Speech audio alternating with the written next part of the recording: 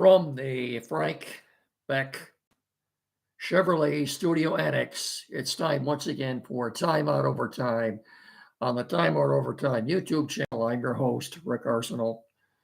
And as usual, if you haven't done so yet, please get down there in the corner and smash that like and subscribe button if you will, please. Thank you so much. We got a lot to get to tonight. I'll try to get you caught up on everything that's going on. Hopefully, we can get it somewhere between 15 and 20 minutes. So here it goes. Here we go. Next week, colder weather will be arriving. In other words, it's closer than you want it to be. Don't be fooled by these last couple of balmy days. It's here. It's right around the corner. And that's where the service department at Frank Beck Chevrolet says now is the perfect time to make an appointment to make sure your vehicle is ready for the winter weather ahead.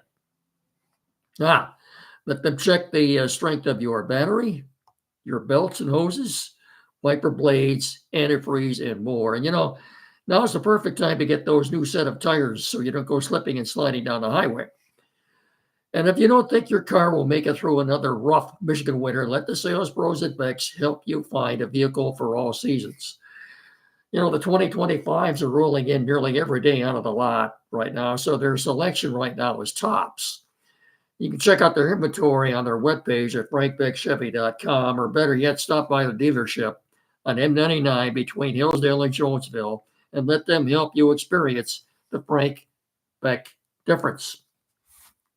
Chevrolet, together, let's drive. And when you're in there, welcome Mike Brayman to the sales team. Get in there and see Mike, newest member of the Frank Beck sales team, the veteran salesman, Mr. Mike Brayman. Okay. Where am I going to start?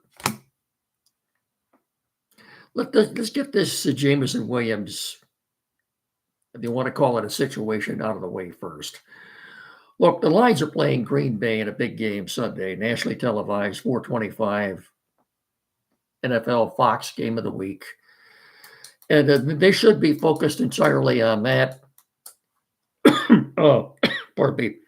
Dan Campbell, in his press conferences, should be fielding questions in regard to the game, et cetera, et cetera. Instead, he has to lead off with talking about Jameson Williams.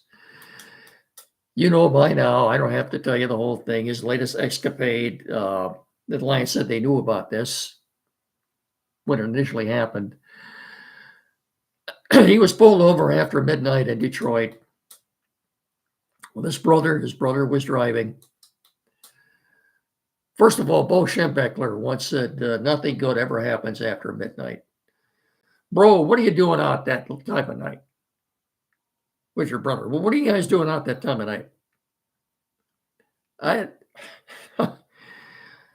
What happened was his brother informed the police. They pulled him over for speeding, I believe. Informed the police he had a gun in the car and it was registered. He had a CPL, no problem. No problem at all. Jamo also told them he had a CPL. I'm sorry, said he did not have a CPL for his gun, which was under his seat, under the passenger seat. It was registered, but he did not have a CPL. Therefore, he was guilty of a felony, carrying a concealed weapon. He was cuffed, put in the back seat of the police vehicle. Apparently, a sergeant was called to the scene, ready to take him in. He then spoke with his lieutenant. This whole thing transpired within about 30 minutes, I believe, 30 minutes to 45 minutes. And the lieutenant apparently told them to let him go. Jamo several times kept reminding the arresting officer who he was, who he played for. And as I said, he was released. The problem is, you would think this kid needs to grow up eventually. He needs some guidance. Maybe last year Teddy Bridgewater provided a little bit of that, but he's not around anymore. You would think his brother, obviously his brother knew what the law was. His brother had a CPL. I'm sorry to have to waste too much time on this because there's other things we need to be talking about. But look, his brother had a CPL. What is a CPL? A concealed pistol license in the state of Michigan. Or if you are to have a gun, you must have a concealed pistol license. What do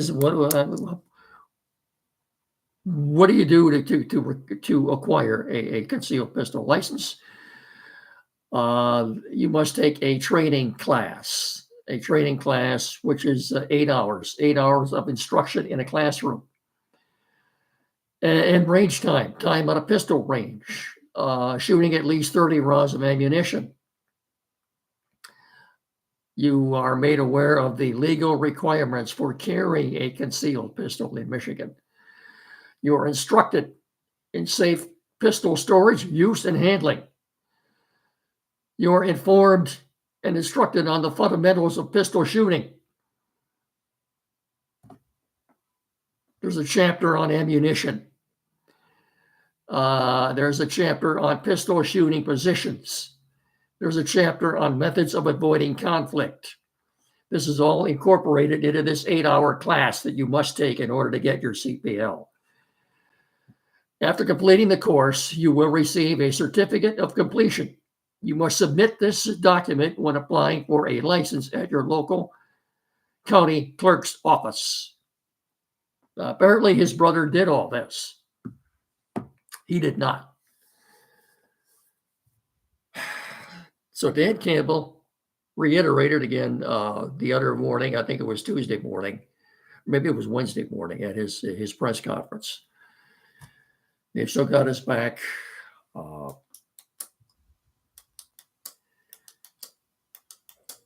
He thinks he has a good. No, look, I trust both Dan Campbell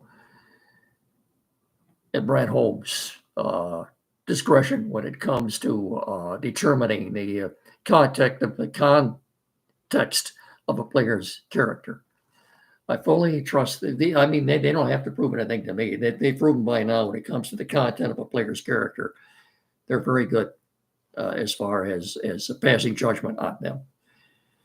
Bottom line, and I'm not going to spend a whole lot of time on this, is that they still got his back, more or less what Dan Campbell said. And he will not play Sunday in Green Bay. We will next see him on the field a week from Sunday Night Football in Houston. Let's just hope sooner rather than later, this kid's going to grow up. The light bulb will go on. I'd like to go back and look at his academic transcripts from when he went to school at Ohio State and Alabama, if indeed he did go to class.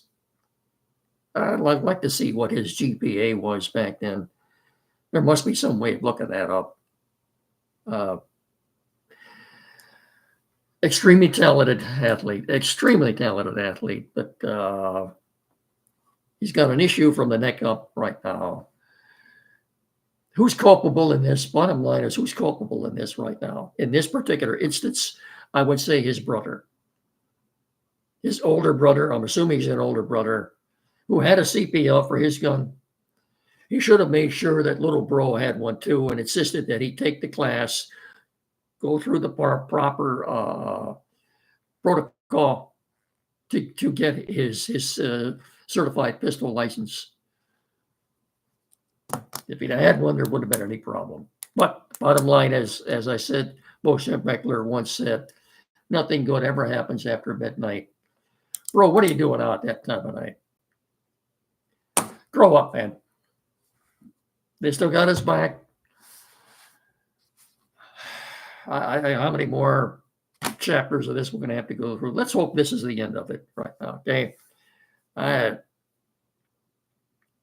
We'll talk about this probably a little bit more Saturday morning with Andy and Jed, but that's all I'm going to say about this. I'm not going to say any more about it, I promise you.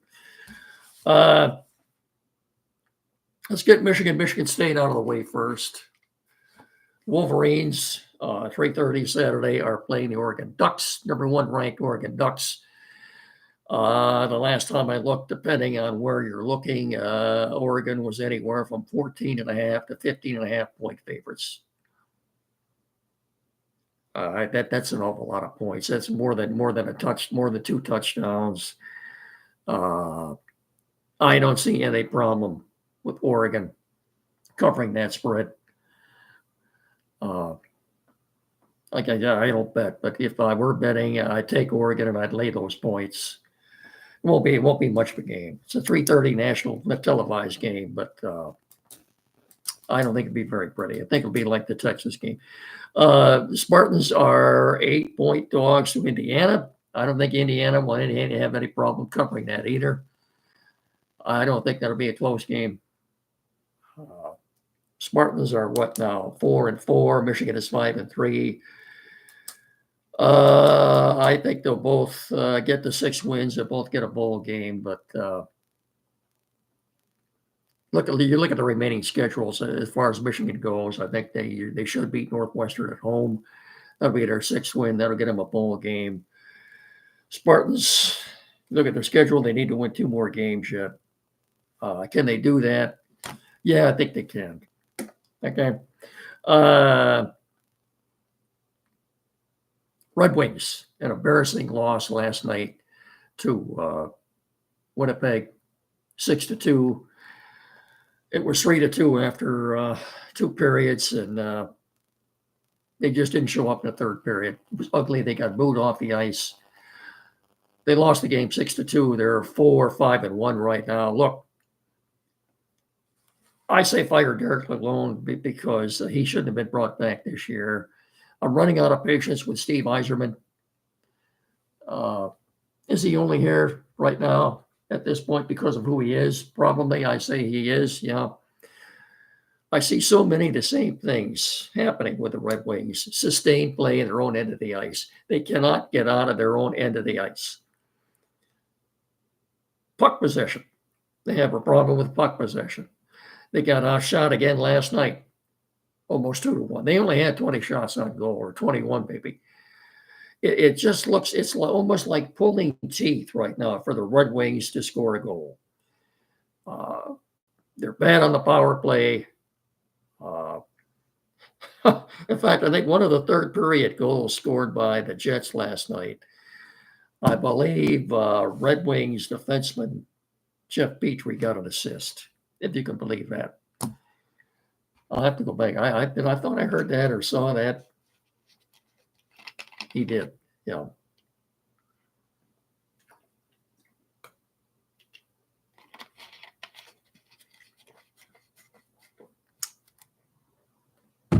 I was not in favor of bringing back Derek Lalonde this year. How much rope are you going to give him and Steve Yzerman? Well, I don't know. They're not going to make the playoffs this year unless someone said the flu's been going through the locker room. Okay, I give them the benefit of the doubt. It's early yet, but they better get their act turned around real quick, because so far it's been ugly. It's been embarrassing. As far as the Pistons go, they did win their first game of the year last night in Philly. They beat the shorthanded Sixers 105-95. JB Bickerstaff got a Gatorade dousing in the locker room after the game. Okay, they celebrated their first win. They're 1-4. They got the Knicks coming into Little Caesars tomorrow night. Knicks come in 500. It's a winnable game. I think the next couple they're playing the Knicks and the next 2 games. I think those are both winnable games. Look, I've got more faith at this point in the Pistons than I do the Red Wings. Jaden Ivey had a good game last night. Cunningham had a good game. Hey, they won. So they're 1-4.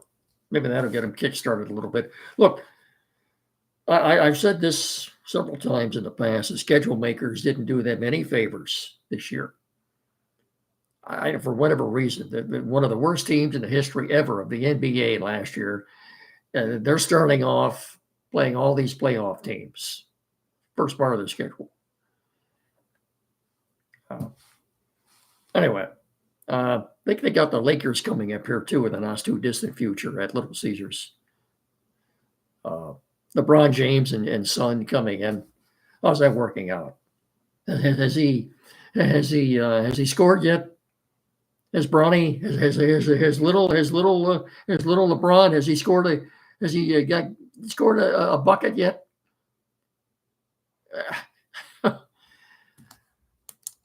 Las Vegas odds on when little LeBron James will score his first basket.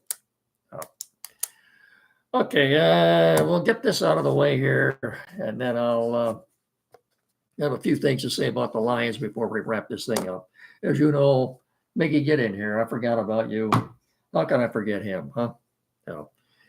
You got to help me do this commercial anyway. So, Tim Lindley, Quality PC in downtown Hillsdale. The place to go, Quality PC, for all your technical needs, sales, service, whatever. 37 Waldron Street in downtown Hillsdale. Tim Lindley, Quality PC, a couple hundred feet west of Howell, for all your technical needs, sales, and service, whatever you might the issue might be. Computers, new or used. Maybe the computer you have now needs a little work done on it. Flat screen TVs, mounting, programming,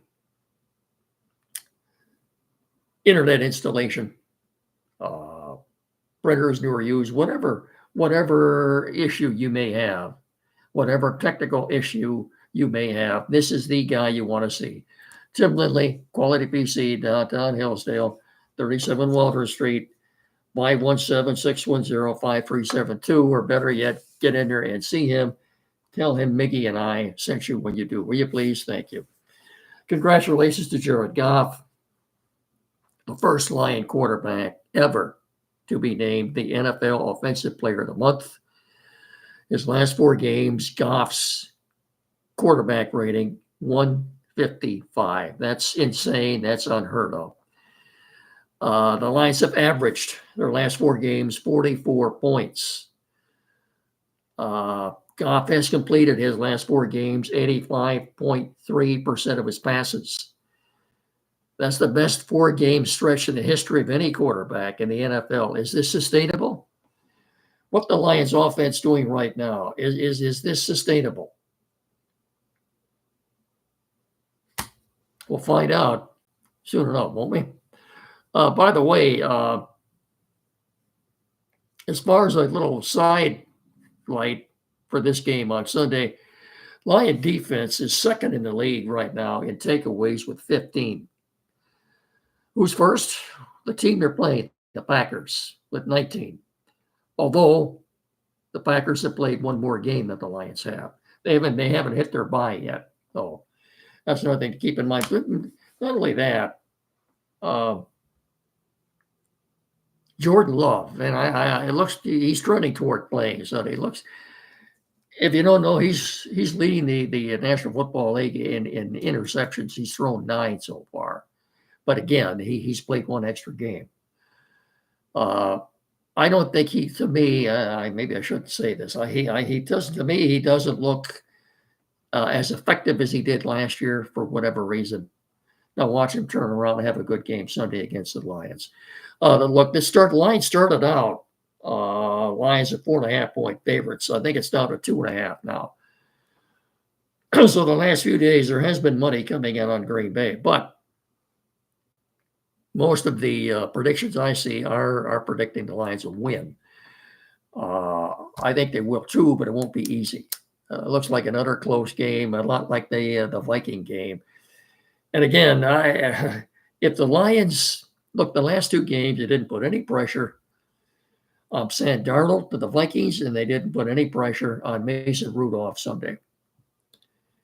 And if this continues with the quarterbacks they have coming up, Jordan Love, C.J. Stroud, who we got after that?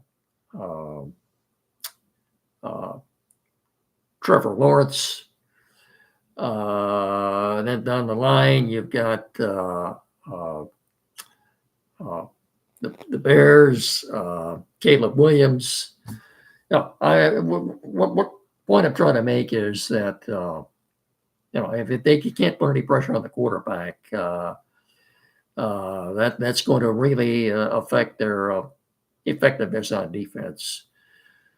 The clock is ticking on Brad Holmes to get something done before the deadline at 4 o'clock Tuesday. Will they do something? I don't know. People are asking me if they think they're going to do something. I don't know. I'd say right now it's 50-50. If they do something, I don't think it'll be any earth-shattering moves. Brad Holmes can't be that naive, though, that he can't be aware of the fact. He must know that if he doesn't do something, and other teams do at the trade deadline, and the Lions don't get to the promised land to get to where they want to go, which is the New Orleans on February 11th. I think most of the fan base is going to hold him culpable for not achieving what they're trying to achieve here. It's tough. I wouldn't want to be in his situation right now. Look, I think he's got several things in place right now with different teams, but they're waiting until after this weekend's action. Not going to be anything now until at least Monday. It's more probable Tuesday. So, what would you rather have Tuesday? Tuesday's election day. Would you rather have the Lions make a big splash, or would you rather see your candidate win on Tuesday night? I'll float that out there for you.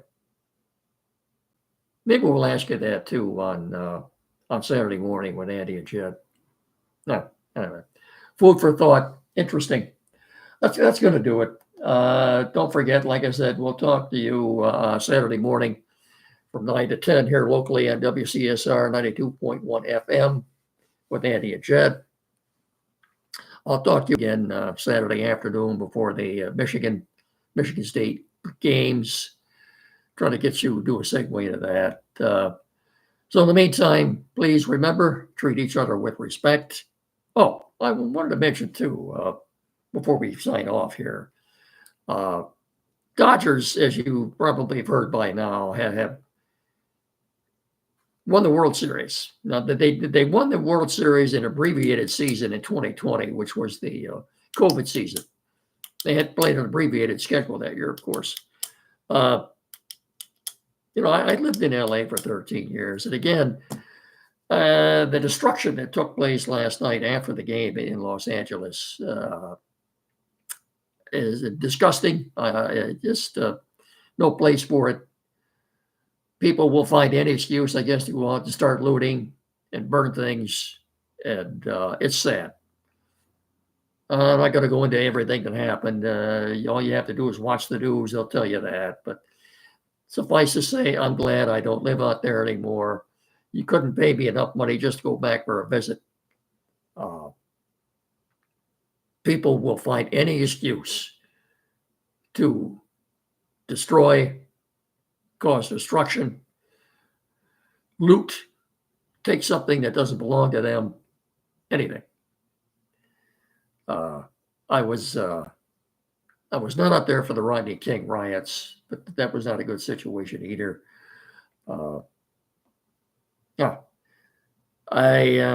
Sad, very, very sad to see that happen last night. No place for it, no excuse for it. That's no way to celebrate. Like I said, it's sad part of our society. I don't know what more to tell you, but it's people were arrested. They torched a LA City bus was set on fire. I'm not going to get into all that. You know, all you have to do is watch the news to find out what happened. Anyway, congratulations to the LA Dodgers. You bought yourselves a World Series. Don't be surprised now. Juan Soto is a free agent. Don't be surprised if he ends up going to LA. That's all they need, right? Juan Soto. Why not? They've got the money to pay him. He says he's open to any team. I doubt that. What he's telling you, he's open to the highest bidder.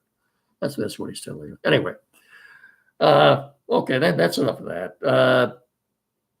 Like I said, Saturday morning with Andy and Jed, and I'll talk to you again on Saturday. So remember, please treat each other with respect. Have a good rest of your evening, and so long, everybody.